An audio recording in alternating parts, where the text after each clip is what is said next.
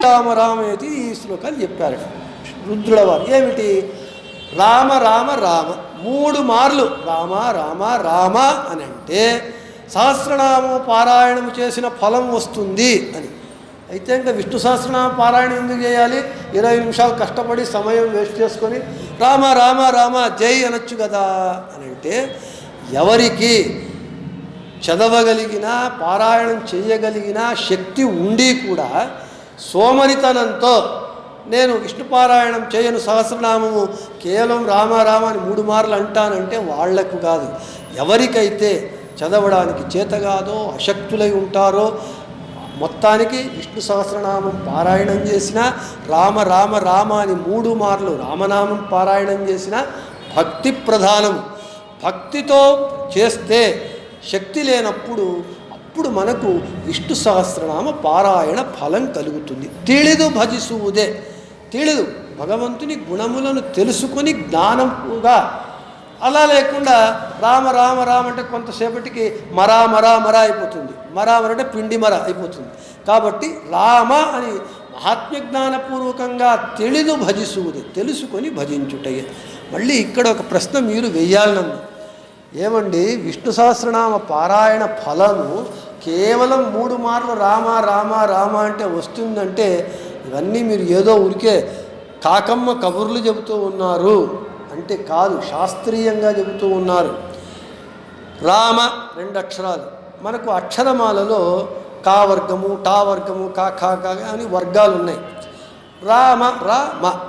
రా అనేటటువంటిది యా వర్గంలో, యా రా లావా షాషా సహా యా వర్గంలో రా 2వ అక్షరం. మా అనేటటువంటి అక్షరము పా వర్గంలో పా ఫ బా ఫ మ 5వ అక్షరం. రా 2వ అక్షరము, మా 5వ అక్షరం. 2 × 5 ఒకసారి రామ, 2వసారి రామ 2 × 5, 3వసారి మీరు హెచ్చించండి 1000 వస్తుంది. అందుకు రామ రామ అంటే 3 సార్లు రామనామాన్ని జపిస్తే సహస్రనామ పారాయణం వస్తుంది. ఎప్పుడు?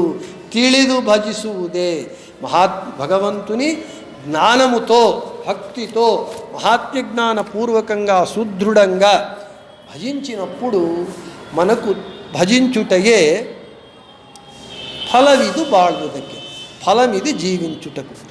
ఇక్కడ మధ్వాచార్యుల వారు అణుభాష్యంలో నేను జ్ఞానేనైవ పరంపదం చెప్పాను. అంతేకాకుండా ఇంకో మాట కూడా చెప్పారు. మిథ్యాజ్ఞానేన చ తమః అన్నారు. భగవంతుని యథార్థ జ్ఞానము చేత పరమపదము లభిస్తుంది. అయితే మిథ్యాజ్ఞానము చేత అందం తమస్సు వస్తుంది. అంటే అన్యథా జ్ఞానము, అయథార్థ జ్ఞానము. యథార్థ జ్ఞానం కాకుండా ఉన్నది లేనట్టుగా, లేనిది ఉన్నట్టుగా తెలుసుకుంటే అంధం తమస్సు, నరకం వస్తుంది. మిథ్యాజ్ఞానేన చ తమః అని ఆచార్యుల వారు చెప్పారు. మనకు అర్థమయ్యేదానికి ఇక్కడ అన్యథా జ్ఞానం, లేనిది ఉన్నట్లుగా, ఉన్నది లేనట్టుగా తెలుసుకుంటే. కరెంటు లేదు అని మనం అనుకున్నాం, వైర్ తాకాం. కరెంటు ఉన్నది అయినా లేదు అని తెలుసుకున్నాం, తాకాం. కాకిలాగా మాడిపోతాం. కాబట్టి ఉన్నది ఉన్నట్టుగా తెలుసుకోవడం యథార్థ జ్ఞానం, ఉన్నది లేనట్టుగా, లేనిది ఉన్నట్టుగా తెలుసుకోవటము మిథ్యాజ్ఞానము, అన్యథాజ్ఞానము, అయథార్థ జ్ఞానం. దాని వలన కరెంటు ఉంది లేని అని తెలుసుకోకుండా తాకితే కరెంటే షాక్ కొడుతూ ఉన్నప్పుడు భగవంతుని తప్పుగా తెలుసుకుంటే, మనల్ని ఎవరైనా తప్పుగా తెలుసుకుంటే మనకి ఎంత కోపం వస్తుంది. బాగా నేను తెల్లగా ఉన్నాను, ఒకడు వచ్చి ఏమరా ఇంత నల్లగా ఉన్నావు అంటే మనకు సర్రమని కోపం వస్తుంది. ఎందుకు? తెల్లగా ఉన్నవాడిని నల్లగా అంటున్నావు అని. పనికి మాల చిన్న మాట అంతే. లేదయ్యా నేను నల్లగా లేదు, తెల్లగా ఉన్నాను చెప్తా, లేదే మనకు వెంటనే కోపం వస్తుంది. నన్ను నల్లవాడు అంటావా, నేను తెల్లవాడిని అని వీడేదో పెద్ద. అలాగా చిన్న మనకే ఇంత కోపం వస్తే భగవంతుణ్ణి వేరే విధంగా తెలుసుకుంటే అదేమవుతుంది? వానికేం కాదు, మనకు అందం తమస్సు వస్తుంది. కాబట్టి సిరి నిలయన గుణగళ ತಿಳಿದು తెలిసి భజించటమే ఫలమిది జీవించుటకు అని. సిరి నిలయన గుణగళ ತಿಳಿದು భజిಸುವುదే ಫಲವಿದು ಬಾಳ್ದುದಕ್ಕೆ అనేదానికి పల్లవి అనుపల్లవి.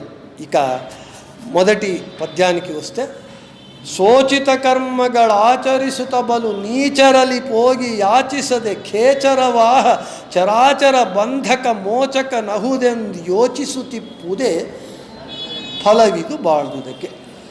సోచిత కర్మలు ఆచరించుచు అతి నీచుల దరి వెళ్ళి యాచించక ఖేచర వాహనుడు చరాచర బంధక మోచకుడని యోచించుటయే ఫలమిది జీవించుటకు. సిరి నిలయుని గుణములు తెలిసి భజించుటయే ఫలమిది జీవించుటకు. ఈ పదచ్ఛేదం చేసుకుందాం. మొదట స్వోచిత స్వ ఉచిత స్వోచిత కర్మಗಳು ఆచరిಸುತ್ತ బలు నీచరలి పోగి యాచిసದೆ ఖేచరవాహ చరాచర ಬಂಧಕ మోచకను ಹೌದೆಂದು ಯೋಚಿಸುತ್ತಿಪ್ಪುದೇ ఫలవిదు బాళదಕ್ಕೆ. స్వోచిత అంటే దీని యొక్క మొదట ప్రతిపదార్థము తాత్పర్యాన్ని చెప్పి విశేష వివరణ తర్వాత చెప్తాను. ఉచితమైనటువంటి కర్మలు అంటే నాకు ఎవరెవరికి ఏదేది విహితము ఉచితమైనటువంటి కర్మలను ఆచరిస్తూ బలు నీచరలిపోగి అంటే అత్యంత నీచులు దుష్టులు చెడ్డవారు వాళ్ళ దగ్గరికి వెళ్ళి యాచించకుండా, అయ్యా నాకు ఉద్యోగం డబ్బులు సహాయం చెయ్యి అని యాచించకుండా ఖేచరవాహ అంటే గరుడ వాహనుడైన ఖేచర వాహనుడే అంటే గరుడ వాహనుడే గరుడారూఢునైనటువంటి ఆ భగవంతుడే చరాచర బంధక మోచక ఈ చరాచరమైనటువంటి ఈ జగత్తు యొక్క బంధకుడు, జగత్తును బంధించేటటువంటి వాడు. జగత్తు అంటే రాళ్ళు రప్పలు కొండలు అని కాదు, చెట్లు చేమలు జీవులు అందరూ జగత్తు అంటే అందరూ వస్తారు. లోకులు కాకులని సామెత. కాబట్టి ఈ చరాచరమైనటువంటి జగత్తును బంధించటం కానీ ఆ బంధము నుండి వారిని విడిపించటం కానీ వాడే ఖేచర వాహనుడు గరుడ వాహనుడే అని యోచిసుతిప్పుదే. ఎప్పుడు అలా వాణ్ణి స్మరించటము వాణ్ణి ధ్యానించటమే ఫలమిది జీవించుటకు అని చెబుతూ ఉన్నారు. ఇక్కడ ఇక విశేష వివరణకు వస్తే, స్వోచిత కర్మಗಳು ఆచరిసుత అంటే ఉచితమైనటువంటి అంటే నీకు నిర్దేశించినటువంటి కర్మలను నీవు చెయ్యి, నీకు నిర్దేశింపబడనటువంటి కర్మలు నీవు చేయవద్దు. అంటే ఏమిటి? ఇక్కడ భాగవతం చెప్పినటువంటి దానినే చెబుతూ ఉన్నారు. మహత్సేవాం ద్వారమాహుర్ విముక్తే తమోద్వారం యోషితాం సంగి సంగం అని చెబుతూ ఉన్నారు. నీ కర్మను నీవు విడవద్దు, వేరే కర్మను ఆచరించవద్దు. స్వధర్మో నిధనం శ్రేయ పరధర్మో భయావహ. కాబట్టి ఎవరెవరికి నిర్దేశించినటువంటి కర్మలు వాళ్ళు ఆచరించి తీరాలి.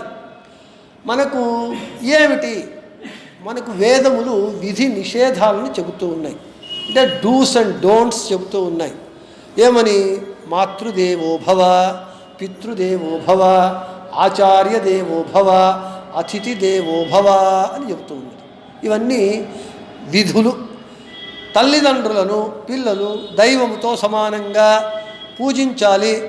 అంటే కూర్చోబెట్టి క్షీరాభిషేకము పంచామృతాభిషేకం చేయమని కాదు, వారిని దైవముతో సమానంగా, పిల్లలకు తల్లిదండ్రులే దైవము అని వారిలో భగవంతుణ్ణి చూస్తూ వారిలో ఉన్నటువంటి భగవంతుడు ప్రీతుడు కావాలి, తృప్తుడు కావాలని వాళ్లను సంతోషపెట్టటమే అది పిల్లల కర్తవ్యం, వేదము చెబుతూ ఉన్నది.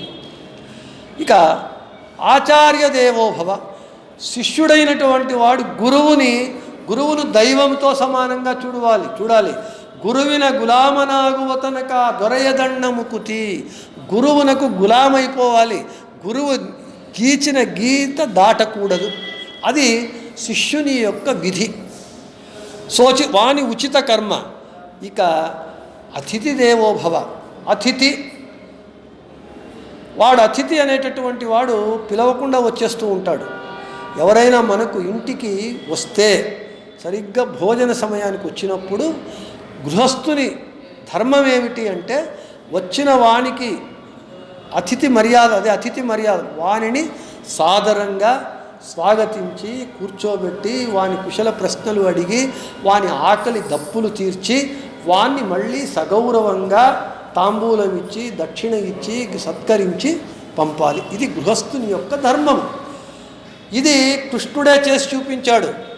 కుచేలుడు తన దగ్గరికి వస్తే సాక్షాత్తు భగవంతుడు, కుచేలుడు సామాన్యుడు అయితే తన స్నేహితుడు వచ్చాడు అని చెప్పి, ఇంటికి బ్రాహ్మణుడు వచ్చాడు అని చెప్పి వాని పాదపూజ చేసి ఆ పాదోదకాన్ని నెత్తి మీద వేసుకొని సింహాసనం మీద కూర్చోబెట్టి వాని కాళ్ళు ఒత్తి భోజనం పెట్టి పంపించాడు. ఇది అతిథి దేవో భవ అనేటటువంటి దానిని భగవంతుడే మనకు చేసి చూపిస్తూ ఉన్నాడు. ఇది విధి. ఇవన్నీ విధులు అంటే ఎవరెవరికి నిర్దేశింపబడినటువంటి కర్మలు వాళ్ళు ఆచరించాలి. బ్రాహ్మణుడైనటువంటి వాడు తెల్లవారుజామున లేవాలి, లేచి వాడు కాలకృత్యాలను తీర్చుకోవాలి, స్నాన సంధ్యావందన పూజాదులు ఆహ్నికాదులు చేయాలి. తరువాత శుద్ధమైనటువంటి మడుగుతో చేసినటువంటి భగవంతునికి నివేదించినటువంటి అన్నాన్ని భుజించాలి, శాస్త్రము అధ్యయనం చేయాలి, అధ్యాపన చేయాలి, పాఠం చెప్పాలి, ప్రవచనం చేయాలి. ఇది బ్రాహ్మణుని కర్మలు. వాడు బ్రాహ్మణుడు, వాని కర్మలు వాడు చేయాలి. అలా అది వదిలేసి నేను వేరే ఏదో పనులు చేస్తాను, ఈ విద్య కలిసి నేర్చుకుంటే సుధా పండితుడైతే నాకు డబ్బులు రావు కాబట్టి నేను వేరే చదువుతాను అని బ్రాహ్మణుడు వెళ్ళకూడదు. వాని కర్మ అది కాదు. కాబట్టి ఉదాహరణకే, ఎవరిని తప్పుపట్టే ఉద్దేశం లేదు. శోచిత కర్మలు అలాగే ప్రతి ఒక్కరికి, గృహస్థునికి ఇది, సన్యాసి వాని కర్మ వాడు చేయాలి, బ్రహ్మచారి వాని కర్మ వాడు చేయాలి. ఒకరి కర్మ ఒకరు చెయ్యకూడదు. ఎవరు ఏ పని చేయాలో వాళ్ళు ఆ పనే చేయాలి. ఇంట్లో యజమాని డబ్బులు తెచ్చి ఇవ్వాలి, గృహిణి ఇల్లును చూసుకోవాలి. గృహిణి గృహముచ్యతే అని విరుద్ధమైపోతే వేరే ఏదో అయిపోతుంది. కాబట్టి శోచిత కర్మಗಳ ఆచరిసుత అంటే ఇవన్నీ విధులు మనకు చెబుతూ ఉన్నది. అలాగే నిషేధములు చెబుతూ ఉన్నాయి వేదములు. నపలాండుం భక్షిత అక్షైర్మా దీవ్య అంటే ఎర్రగడ్డ తినవద్దు, తెల్లగడ్డ తినవద్దు. తరువాత అక్షైర్మా దివ్య, పాచికలు ఆడవద్దు, జూదం ఆడవద్దు అని నిషేధం చెబుతుంది. వీటిని ఆచరించాలి. ఎవడు ఈ తామస పదార్థాలు, ఎర్రగడ్డలు తెల్లగడ్డలు ఇవన్నీ ఉన్నాయి కదా, మనలో తమో గుణాన్ని పెంచేటటువంటిది కాబట్టి వాటిని నిషేధించారు, తినవద్దు అని. ఇక పాచికలు ఆడవద్దు, జూదము ఆడవద్దు. జూదం ఆడి ఉద్ధారమైనటువంటి వాడు జగత్తులో ఎవడూ లేడు. ధర్మరాజే నాశమైపోయాడు. సాక్షాత్తు యమధర్మరాజే ధర్మరాజుగా అవతరిస్తే ఆ యమధర్మరాజే జూదమాడి సర్వస్వము పోగొట్టుకున్నాడు. కాబట్టి జూదమాడి ప్రపంచంలో ఎవ్వడు డబ్బులు సంపాదించి కోట్లు గడించిన వాడు ఎవ్వడూ లేదు. వాడు జూదాన్ని నిర్వహించేవాడు కోట్లు గడిస్తాడు మోసం చేసి. ఆడినవాడు ఎప్పుడు తల మీద తెల్లగుడ్డ వేసుకుంటాడు. ఎందుకు? నిషేధ కర్మ. అందుకే శోచిత కర్మల ఆచరిసుత, మనకు విహితమైనటువంటి ఉచితమైనటువంటి కర్మలను నీవు ఆచరించాలి. ఆచరిస్తూ అంతేకాకుండా బలు నీచరలి పోగి యాచిసదే, మనకు డబ్బులు కావాలి, జీవించడానికి డబ్బు కావాలి, ధర్మం చేయాలన్నా డబ్బు కావాలి, దానం చేయాలన్నా, ఎందుకంటే ధనమూలమిదం జగత్. అయితే డబ్బు కావాలి జీవించటానికి అని చెప్పి నీవు నీ కర్మను వదిలి, నీ కర్మ కానటువంటిది నీవు చేయకూడనటువంటి పనిని నీచుల వద్ద, దుష్టుల వద్ద వెళ్ళి యాచిస్తూ నాకు ఉద్యోగం ఇయ్యి, నేను ఈ పని చేస్తాను, డబ్బులు ఇయ్యి అని నీచులను యాచిస్తే ఏమవుతుంది? వాడు నీచుడు దయతలచివ్వడు.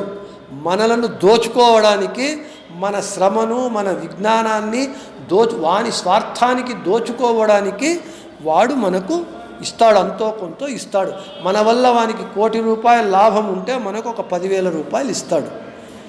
ఇక్కడ సరే వాడు డబ్బులు ఇచ్చాడు, మనం పని చేశాము. అయితే ఆ వచ్చినటువంటి డబ్బు ఎటువంటిది? ధర్మ మార్గంలో డబ్బులు సంపాదించాలి, న్యాయ మార్గంలో సంపాదించాలి. న్యాయ మార్గంలో కాకుండా అధర్మ మార్గంలో డబ్బు సంపాదిస్తే దాని యొక్క ప్రభావం మన మీద పడుతుంది. ఎందుకు? అది భావము ముఖ్యం. అక్కడ ఎంత సంపాదించామని ముఖ్యం కాదు, ఎలా సంపాదించామనేటటువంటిదే ముఖ్యం. అక్రమార్జన సక్రమార్జన. సక్రమార్జన అయితే సుఖము, అక్రమార్జన అయితే కష్టము దుఃఖము. వైట్ మనీ ఎప్పుడు సేఫ్, బ్లాక్ మనీ ఎప్పుడు డేంజర్. కాబట్టి ఇక్కడ మనము ఎవరి దగ్గర పనిచేస్తూ ఉన్నాము, ఏ డబ్బును పొందుతూ ఉన్నాము అనేటటువంటిది. దుష్టుల నుండి డబ్బును పొందితే, వారిని యాచించి సేవించి డబ్బులను సంపాదిస్తే వాడు దుష్ట స్వభావముతో దుష్ట ప్రవృత్తితో మనస్సుతో వాడిస్తే ఆ ప్రభావం మన మీద పడుతుంది. మనకు కూడా దుష్ట గుణాలు వస్తాయి, దుష్ట స్వభావం మనలో రేగుతుంది, మనము కూడా చెడు పనులు చేస్తాం. ఎందుకు? వేప విత్తనము నాటితే వేపకాయ వస్తుంది కానీ మామిడి పండు రాదు. ఎందుకు? ఆ విత్తనమే చెడు, విత్తనమే చేదు. అలాగా దుష్టులు ఇచ్చినటువంటి ఆ డబ్బు చెడు వేప విత్తనంలాగా ఉంటుంది, దానివల్ల మనకు చెడు ప్రభావాలే కలుగుతుంది. కాబట్టి బలు నీచరలి పోగి యాచిసదే. ఇక్కడ దృష్టాంతం కర్ణుడు, భీష్ముల వారు, ద్రోణాచార్యుల వారు, కృపాచార్యుల వారు, అశ్వత్థామాచార్య వీళ్ళందరూ కూడా కురుక్షేత్ర యుద్ధంలో కౌరవ దుర్యోధనుని పక్షం వహించారు. ఎందుకని అంటే వాని అన్నం తిన్న కారణంగా ఆ దుష్టుడైనటువంటి దుర్యోధనుని పంచన చేరి వాడు పెట్టిన అన్నము తిన్న కారణంగా ఎంత లేదన్నా వానికి పరంగా. అందుకే ఎవరైనా మనం చెడు వ్యక్తుల దగ్గర వెళితే వాని సహాయం పొందితే వాడు చెప్పిందంతా చేయాలి, వాడు చెప్పిన చెడు పనులన్నీ చేయాలి. దుర్యోధనుడంతటి చెడ్డవాడి జగత్తులో ఎవడూ లేడు. వాని అన్నము తిన్న కారణంగా విధిలేని పరిస్థితిలో వాణ్ణి సపోర్ట్ చేసి యుద్ధం చేయవలసి వచ్చింది భీష్మ ద్రోణులకు. అయితే కృష్ణుడు ఏం చేస్తాడు? మనకు చూపిస్తాడు. బలు నీచరలి పోగి యాచిసదే. కృష్ణుడు రాయబారానికి వస్తాడు, సంధికి వస్తాడు. వచ్చినప్పుడు దుర్యోధనుడు చక్రవర్తి కృష్ణుని పిలుస్తాడు. కృష్ణ రా, ఎలా నీవు నాకు బంధువు, రా మా ఇంట్లో అంతఃపురము, నీకు ఏమి రాజు కృష్ణాన్న భోజనం పెడతాను రమ్మంటాడు దుర్యోధనుడు కృష్ణుణ్ణి. కృష్ణుడు ఏమంటాడు? అయ్యా దుర్యోధన, నేను మీ ఇంటికి రాను.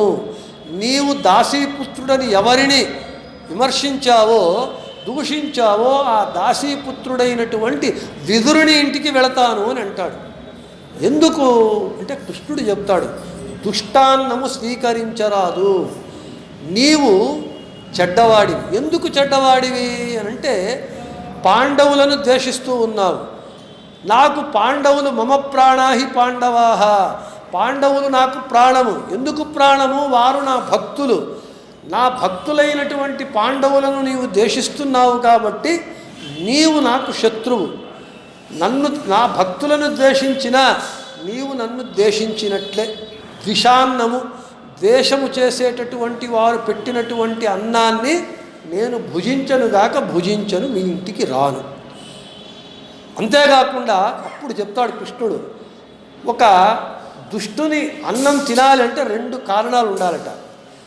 ఒకటి, ఇక మనకు వాడు తప్పిస్తే ఇక ఎవ్వడు నాకు అన్నం పెట్టేటటువంటి వాడు లేడు, వాడు పెడితేనే నాకు అన్నము, వాడు ఇక నేను గతి లేదు, ఇక అది తినకపోతే నేను చచ్చిపోతాను, ప్రాణం పోతూ ఉన్నది అనేటి గతి లేక గతికేటటువంటిది అప్పుడు దుష్టుని అన్నం తినాలి.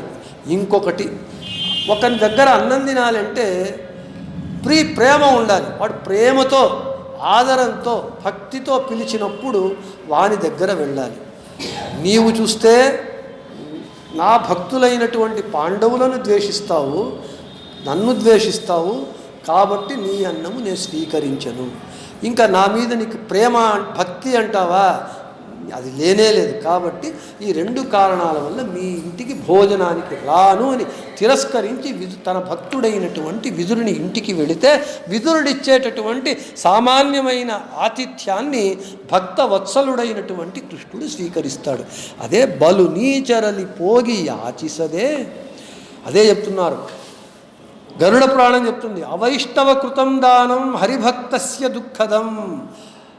ఈ అవైష్ణవులు ఇచ్చేటటువంటి దానము హరిభక్తులకు దుఃఖాన్ని ఇచ్చేటటువంటిది అవుతుందట. అందుకే దానము ఎవరు పడితే ఇస్తే, ఎవరు పడితే వాళ్ళు దానాన్ని తీసుకోకూడదు. దానం తీసుకోవాలన్నా కూడా సత్పాత్రులకు ఇవ్వాలి. ఇచ్చేటటువంటి వాడు కూడా మంచివాడు కావాలి.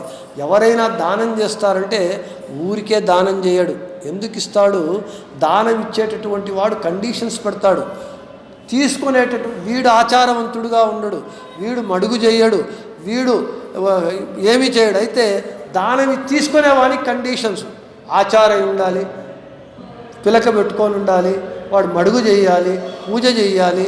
అటువంటి వాళ్ళకే నేను దానం ఇస్తాను. వెతుక్కొని వెళ్ళి సుధా పండితులకే దానం ఇస్తారు. ఎందుకు? దానం ఇచ్చేది డబ్బులు ఎక్కువైనాయని కాదు, మన పాపం పోగొట్టుకోవడానికి. తిలా పాపం తలా పిడికెడు అని. సంక్రాంతి వస్తే నువ్వులు దానం ఎందుకు చేస్తారు? ఎవడైనా నువ్వులు ఇస్తే ఎవడు దానం తీసుకోడు. పిల్లలను ఏమంటారు ಕನ್ನಡలో ಬೀರೋದು ಅಂತ ಹೇಳಿ ಏನು ಮಾಡ್ತಾರೆ, ಎಳ್ಳನ್ನು ಎಲ್ಲರಿಗೂ ಕೊಡ್ತಾರೆ. తలా పాపం తిలాపి, మన పాపాన్ని తిలారూపంలో అందరికీ పిడికెడి పంచటం. దానం అంటే వాడు తన పాపాన్ని పోగొట్టుకోవడానికి ఇస్తూ ఉన్నాడు.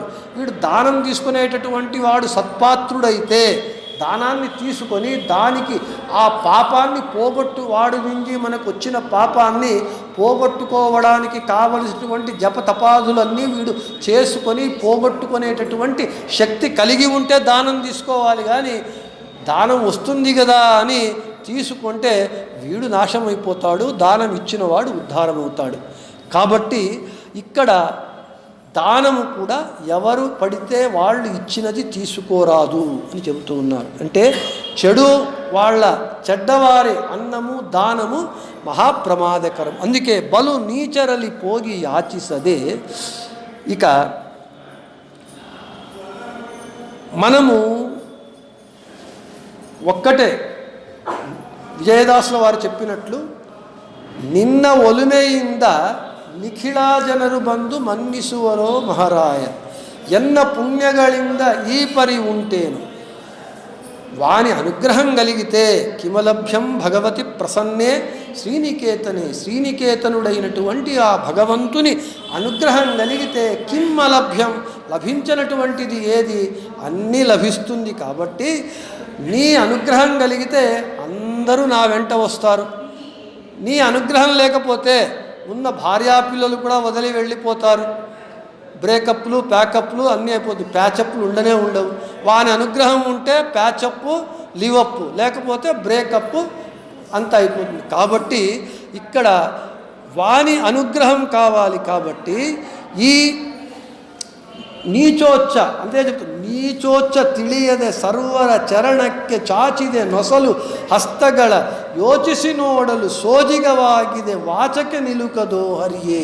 విజయదాసుల వారే చెప్పుకుంటారు, అయ్యా నేను నీచోచ్చములు తెలియకుండా అందరి పాదముల దగ్గరకు వెళ్ళి చేతులు చాచి యాచించాను. ఇప్పుడు ఆలోచిస్తే నా మీద నాకే జుగుప్స కలుగుతూ ఉన్నది, అసహ్యం కలుగుతూ ఉన్నదని విజయదాసుల వారు మహానుభావులు, అపరోక్ష జ్ఞానులు, వాళ్ళను ఉద్దేశించి చెప్పుకున్నది కాదు, మనకు చెప్పినటువంటిది.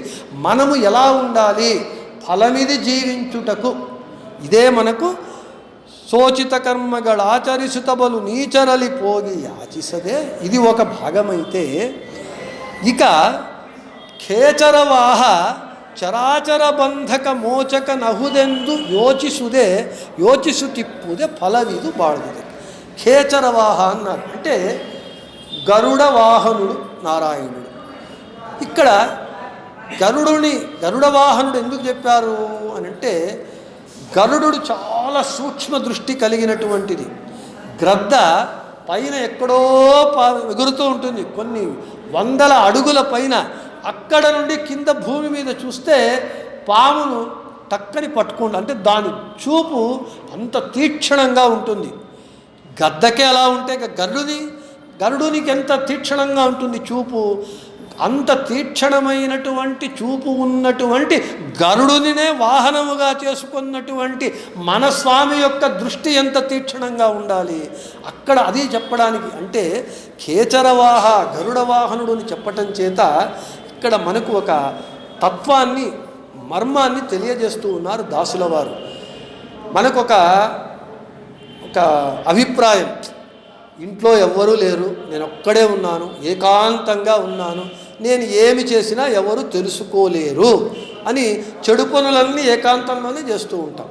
అది అందరి మానవ నైజం. అది అయితే మనం ఎక్కడ మర్చిపోతూ ఉన్నామంటే ఎవ్వరూ లేరు, నాలుగు గోడల మధ్య అని మనం అనుకుంటూ ఉన్నాము.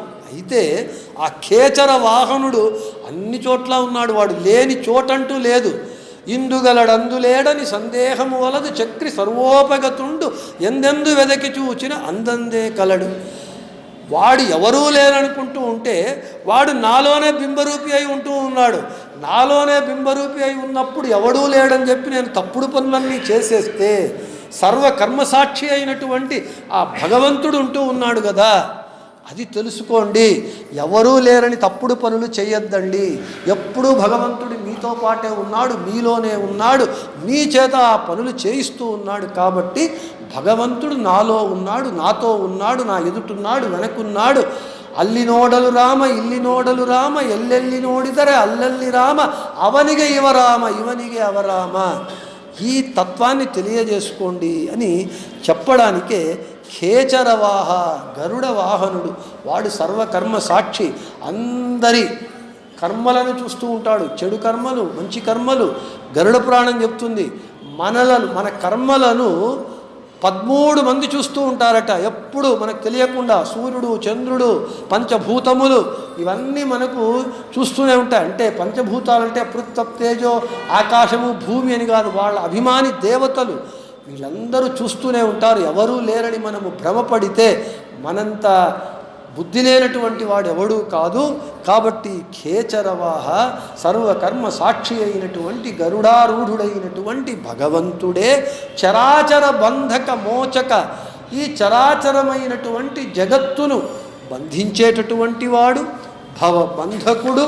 తరువాత అదే వాడే మోచకుడు. ఈ సంసారములో వాడే వేస్తాడు మనలని. అసృజ్య స్థితి నుండి సృజ్య స్థితికి ఈ సంసారంలో పడవేసి త్రివిధ జీవరాశులను సాత్వికులకు సాత్విక సాధన చేయించి, రాజసులకు రాజస సాధన చేయించి, తామసులకు తామస సాధన చేయించి, ఎవరెవరికి ఇవ్వవలసినటువంటి గతులను వారికి ఇచ్చేటటువంటి వాడు. బంధాన్ని వాడే ఇస్తాడు, సాధన చేయిస్తాడు. ఆ బంధములను తెంచివేసి బంధక మోచకుడు వాడే అని యోచిసు తిప్పుదే. ఆలోచించడము, ధ్యానించడము, చింతించటము ఎప్పుడు సర్వకాల సర్వావస్థల యందు సదా ఖేచరవాహ చరాచర బంధక మోచక నహుదెం యోచిసు తిప్పుదే. ఫలమిది జీవించుటకు. ఇది ఫలం జీవించటానికి. ఇప్పుడు మనము జీవిస్తూ ఉన్నది ఫలమా లేకపోతే దుష్ఫలమా వ్యర్థమా అనేటటువంటిది మనము విమర్శించుకొని నిర్ణయించుకొని ఇక మన యొక్క జీవనాన్ని సరి అయినటువంటి మార్గంలో పోవాలి.